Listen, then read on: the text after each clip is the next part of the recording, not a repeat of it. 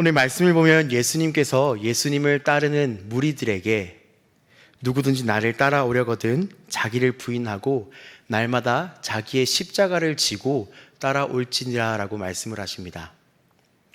십자가를 지고 따라간다라고 하는 표현을 들을 때 어떠한 이미지가 머릿속에 떠오르십니까?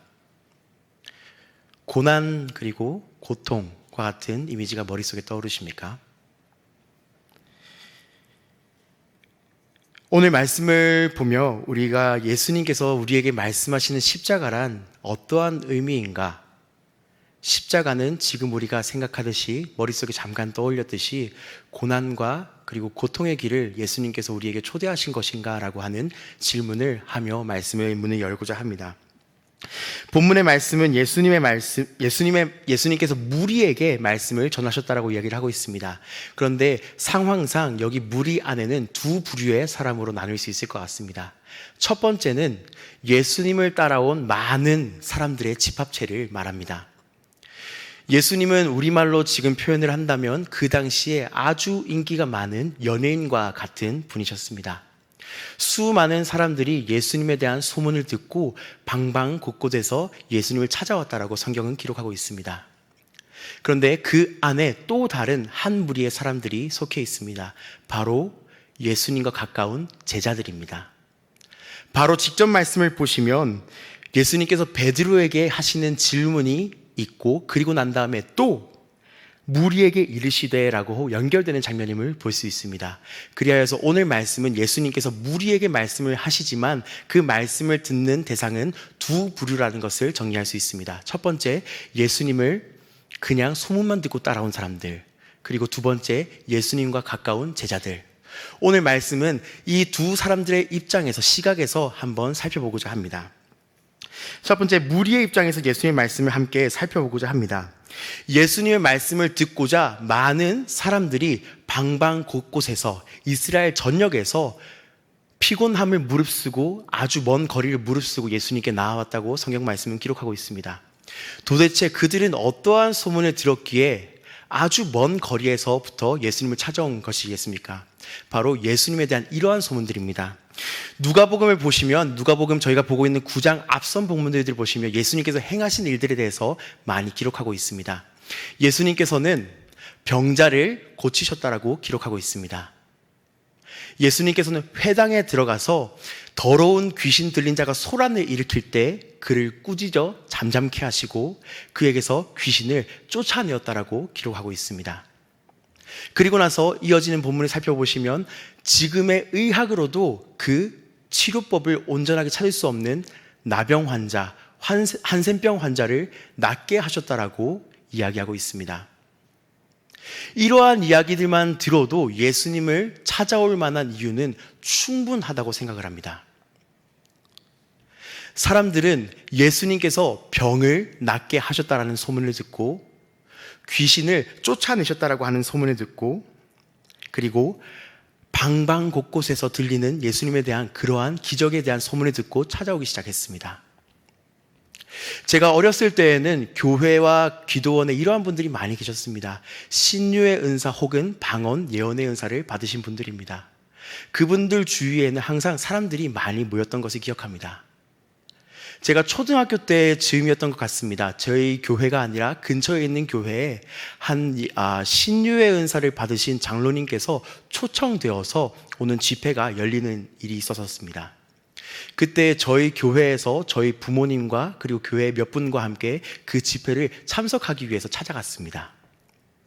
조금 앞자리에 앉아서 말씀을 듣고 그리고 보고자 서둘러 갔음에도 불구하고 이미 많은 사람들이 있었기 때문에 저희는 뒤로 밀려날 수밖에 없었습니다. 그 안에 참석하는 사람들은 그 집회에 참석하기 위해서 온 저희와 같은 사람들도 있었지만 교회 앞자리에 공간을 비워서 휠체어를 끌고 오신 분도 있으셨고 누군가에게 엎혀서 오시는 분도 있으셨습니다. 집회를 참석하면서 신기했던 것은 그 장로님께서 돌아다니시면서 손을 대자 사람들이 뒤로 휙휙 넘어갔다라는 점입니다. 그리고 여기서 더 신기한 점은 분명히 들어올 때 휠체어를 타고 들어왔던 사람인데도 불구하고 그 장로님이 기도를 해주시자 갑자기 두 다리에 힘을 얻어서 벌떡 일어나서 걸어가셨다라고 하는 것이 아직도 머릿속에 인상 깊게 남아 있습니다. 그런데 거기에서 제 마음속에 계속해서 기억에 남는 부분은 신유의 은사가 있었다라고 하는 것뿐만 아니라 그 집회에 참석하기 위해서 아주 많은 사람들이 모였다라고 하는 사실입니다. 2시간 정도 일찍 갔음에도 불구하고 이미 그 자리는 가득 차 있었습니다. 그런데 예수님의 소문을 듣고 사람들이 몰려왔다라고 하는 것은 특이한 일이 아니라는 사실을 다시 한 번 더 기억할 수 있습니다. 왜 그렇습니까? 지금은 감기라고 하는 질병도 아주 작은 질병들도 쉽게 넘어갈 수 있는 것들이 되어버렸습니다. 왜 그렇습니까? 현대의학이 많이 발달했기 때문입니다. 그런데 예수님 시대에는 그러한 작은 질병에 걸리기만 해도 쉽게 목숨을 잃는 시대였습니다. 그런데 예수님께서 사람들에게 오셔서 쉽게 나을 수 없을 것과 같이 보였던 사람들을 낫게 하십니다. 그 안에는 나면서부터 소경도 있었고, 나면서부터 안진뱅이도 있었고, 그리고 많은 아픔을 겪는 사람들도 있었습니다. 심지어는 예수님께서 나인성이라고 하는 성을 지나가시다가 과부의 울음소리를 듣고 그 아들이 죽은 지 얼마 안 된 아들을 다시 한번 살리시는 사건이 있었습니다. 무리들은 예수님께서 우리가 해결하지 못하는 문제를 해결해 주실 수 있는 분이라는 생각을 가지고 예수님께 많이 나왔습니다. 뿐만 아니라 이들은 예수님께서 우리의 필요를 채워주실 수 있는 분이라고 하는 기대를 가지고 예수님께 나왔습니다. 바로 앞선 본문에 보시면 오병이어 기적이 나옵니다. 예수님의 소문을 듣고 많은 사람들이 모여왔습니다. 그리고 예수님 말씀을 듣다 보니까 얼마나 달콤한 말씀인지 시간이 지난 줄 모르고 듣고 있다가 어느 순간 해가 뉘엿뉘엿하게 지게 되는 상황이 되었습니다. 그래서 예수님의 제자들이 예수님께 와서 말합니다. 예수님, 이제 날이 저물어 가니 모였던 사람들을 다 보내어서 촌락과 시골로 보내어서 밥을 먹게 했으면 좋겠습니다. 이들이 굶고 있습니다. 그래서 예수님께서 너희들이 먹을 것을 줬으면 좋겠다라고 말씀을 하십니다. 그때 제자들이 이렇게 얘기합니다. 예수님, 우리에게는 먹을 것이 지금 없습니다. 떡 5개와 물고기 2마리밖에 없는데 이 많은 사람들 어떻게 먹이겠습니까? 그러자 예수님께서 그것을 내게로 가져오라 하신 후에 축사하시고 이것을 떼어서 성인 남성만 약 5,000명이 되는 인원을 먹이셨다라고 기록하고 있습니다. 그리고 남은 광주리가 12광주리나 되었다라고 성경은 기록하고 있습니다. 이 모든 일로 미루어 보건대 무리들은 예수님께서 첫 번째, 우리가 해결할 수 없는 일을 하실 수 있으신 분이라고 믿고 나왔고, 두 번째, 우리의 필요를 채워주실 수 있으실 분이라는 기대를 가지고 예수님께 나아왔다는 것을 생각해 볼 수 있습니다. 그런데 우리가 신앙생활을 하다 보면 이러한 분들을 많이 만나게 되는 것 같습니다. 어렸을 때 참 많이 이런 말씀들을 많이 들었습니다. 예수님을 믿으면 만사 형통합니다. 예수님을 믿으면 모든 것이 잘 풀립니다. 예수님을 믿으면 복받아서 부자가 될 수 있습니다. 예수님을 믿으면 인간관계가 잘 풀립니다. 비슷한 메시지지 않습니까? 무리가 예수님을 찾아온 이유, 우리가 해결할 수 없는 문제를 저분이라면 해결해 주실 수 있을 거야 라고 하는 기대, 우리의 필요를 채워주실 수 있으실 거야 라고 하는 소망. 이어서 그 자리에는 무리만 있는 것이 아니라 그보다 조금 더 가까운 제자들이 있었습니다.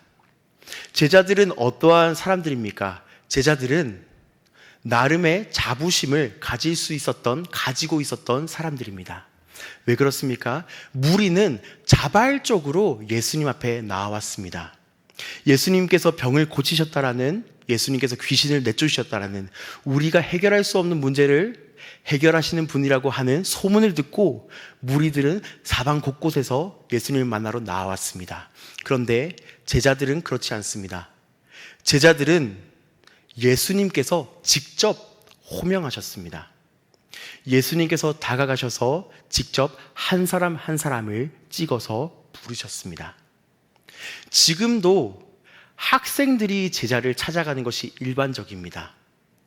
학생들이 좋은 선생님이 있다라고 하는 소문을 들으면 그 선생님에게 배우기 위해서 많이 찾아갑니다. 근데 고대 시대에도 동일합니다.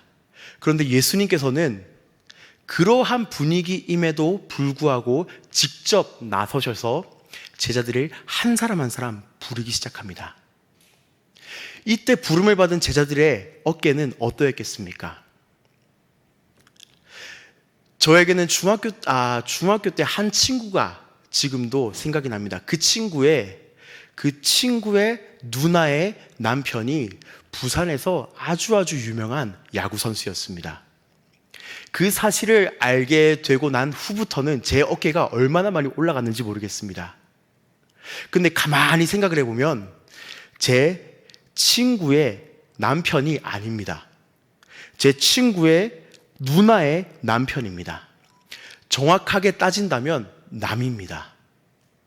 그런데도 불구하고 주변에 그렇게 유명한 사람이 있다라고 하는 그 사실 때문에 제가 한동안은 어딜 가든지 간에 이런 얘기를 했습니다. 내 친구의 누나의 남편이 진짜 유명한 야구 선수다. 나 그 사람한테 사인도 받았다. 그런데 지금 와서 생각해 보니 그냥 남 얘기했구나라는 생각이 많이 듭니다.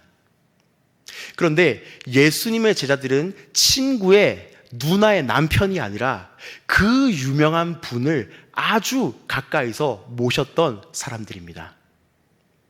얼마나 무리와 함께 있으면 뿌듯했겠습니까? 그리고 더 나아가 예수님의 제자들은 예수님께 보고 가까이서 배웠습니다. 예수님께서 무리에게는 비유로 말씀을 하셨지만 가까이 있는 제자들이 예수님께 여쭐 때는 그 비유를 풀어서 설명해 주셨습니다. 얼마나 뿌듯했겠습니까? 더 나아가 말씀을 보면 예수님께서 제자들에게 권능을 주셔서 파송하셨다라고 이야기를 합니다. 예수님께서는 제자들에게 병 고칠 수 있는 권능과 귀신을 내쫓을 수 있는 권능을 주셨다라고 기록을 하고 있습니다. 그래서 제자들은 그 권능을 받고 이제 나아가서 진짜로 그것을 실행하기 시작합니다. 내가 나사렛 예수 이름으로 명하노니 귀신아 떠나가라. 내가 나사렛 예수 이름으로 명하노니 병든 사람아 일어나라. 회복될지어다. 라고 하자 성경 말씀은 귀신이 떠나갔고 병이 회복되었다라고 이야기를 하고 있습니다. 제자들은 그 시대에 가장 유명한 선생님과 직접적으로 연관을 맺고 살았던 사람들입니다. 얼마나 그 마음이 뿌듯했겠습니까? 제자들은 무리와 함께 있을 때 즐겁고 그리고 자신들이 명하여 귀신들이 나아가고 병든 자들이 나을 때마다 예수님에 대한 충성도가 높아졌을 거라고 생각을 합니다. 그리고 더 나아가 성경 말씀 보시면 바로 전 본문에 베드로에게 예수님께서 이렇게 물으십니다. 베드로는 제자들 중에 수제자라고 할 수 있는 가장 뛰어난 제자였습니다. 가장 예수님을 사모했던 제자이기도 합니다. 열정이 많은. 그런데 그 베드로에게 예수님께서 이렇게 물으십니다. 베드로야, 사람들이 나를 뭐라고 하더니?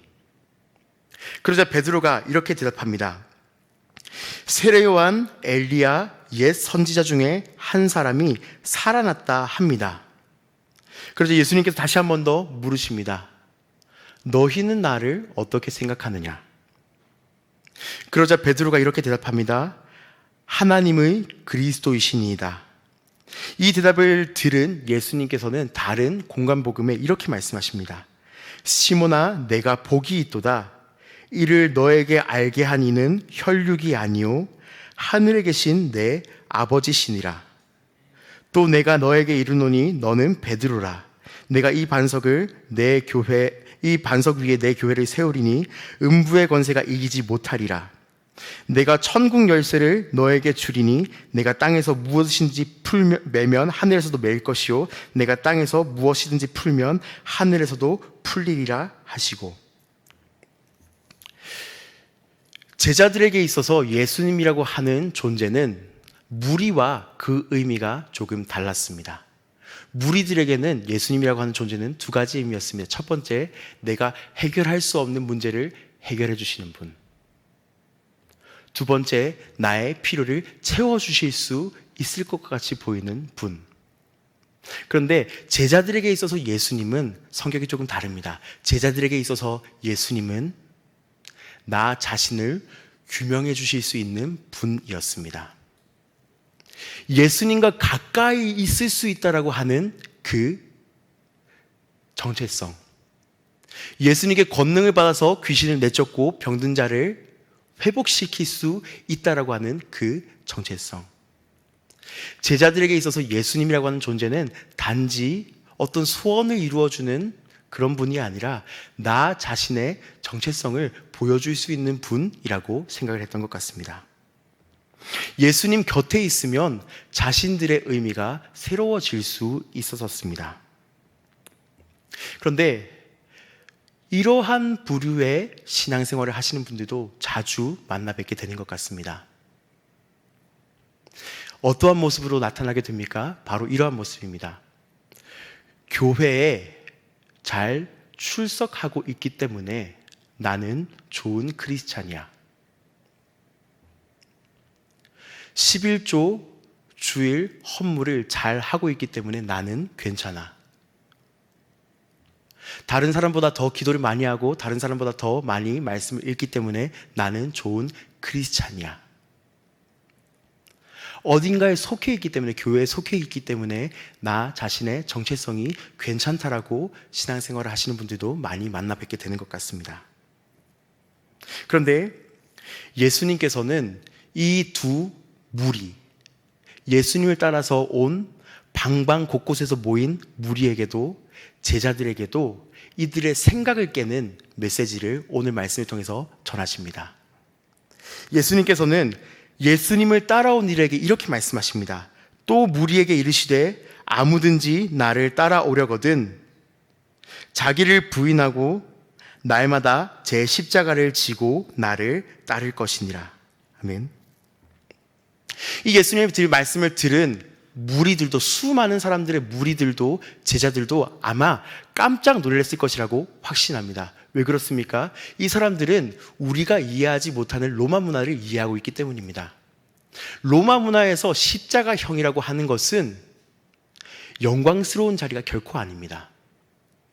로마 문화에서 십자가형이라고 하는 것은 체벌, 최악의 체벌이며 최악의 저주의 자리였던 것을 알고 있기 때문입니다. 그런데 그러한 메시지를 예수님께서 무리에게, 예수님을 보러 온 무리들과 제자들에게 전하십니다. 얘들아, 너희들이 나를 따라오려거든 스스로를 계속해서 부인하고 날마다 저주와 체벌의 그 십자가를 지고 나를 따라오르라 라고 이야기를 하기 때문입니다. 예수님께 오면 예수님께서 우리의 필요를 모두 채워주실 수 있으실 거라고 생각했고, 예수님께서는 우리의 정체성을 만들어 가실 분이라고 생각을 하며 따라온 이들에게 예수님께서 던지시는 메시지는 체벌과 저주의 십자가를 지고 나를 따라오라 하는 메시지였습니다.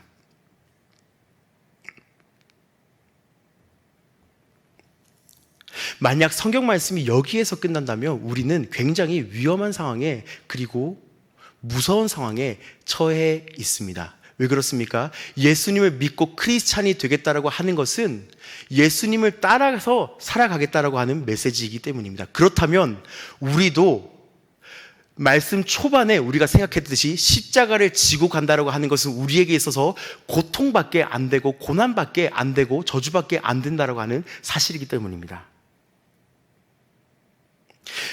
우리가 예수님을 따라간다고 하는 것은, 말씀이 여기서 끝난다면 우리는 자진해서 고난에 고행을 해야 하는 의미가 될 것이고, 자진해서 사람들에게 욕을 먹는 저주의 자리로 나아가야 하는 것에 대한 의미가 됩니다.